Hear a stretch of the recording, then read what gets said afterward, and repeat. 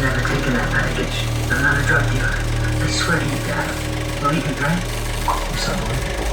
Jason is facing 10 years in prison. 10 years? Down! Look around! I believe in the mandatory minimum laws. Please, I just want to help my son. We need your son to help us make arrests before we can help him reduce his sentence. Well, makes sense, you know. Won't do it. What if I did it for him? What if I helped you make arrests? I'm protecting my life and honor, okay? The only thing that's in my favor. I just need an introduction into that world. Now let's have an honest conversation as to why you in my career. I'm in the construction business. I don't have product or distribution. But if anyone needed transportation, I can provide that. Sound like he ready for the game. You got any idea who we're dealing with? This guy's ex-Mexican paramilitary and he runs this region for the Nuevo Leon cartel.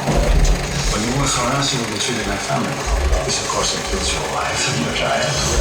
This is the last stop. You complete this, and the judge that instant will release your son. I love you, Jason. There is no way I'm gonna let either side dictate our fates. No way.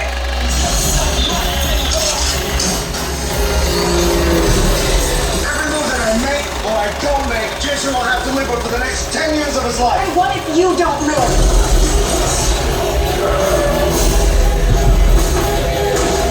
You follow the drugs, you get players. You follow the money, you get a kingpin. Yeah, you know that he's never coming back. Big time, you sure you can pull this off?